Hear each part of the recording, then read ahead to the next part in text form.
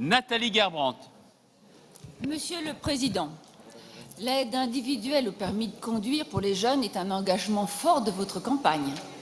Dans notre région, qui compte la population des moins de 30 ans la plus importante de France métropolitaine, soit 2,2 millions d'habitants, 28,8% d'entre eux vivent sous le seuil de pauvreté.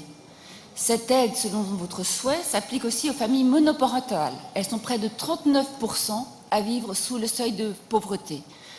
Alors, dans ces conditions socio-économiques, comment financer un permis qui peut être le premier diplôme pour accéder à un emploi, un permis de travail ou un permis de formation, comme vous l'avez dit, Madame Barizot?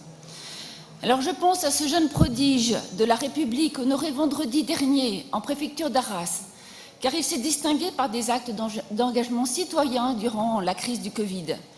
Il s'est vu refuser un emploi à 10 minutes de chez lui, car il n'avait pas de permis. Je pense encore à ce jeune qui faisait 1h15 à pied pour se rendre à son travail et le soir pour rentrer chez lui, en attendant de pouvoir financer son permis.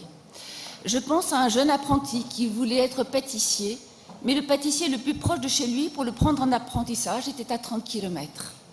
Et d'autres encore.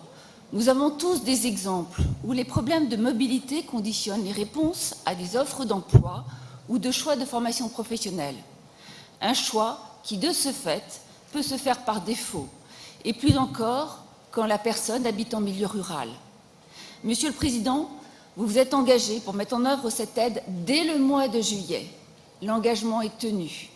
Aujourd'hui, notre groupe, majorité régionale, républicain et indépendant, est fier de porter à vos côtés, au travers de cette délibération, cette bataille pour l'emploi et la formation professionnelle des jeunes des Hauts-de-France.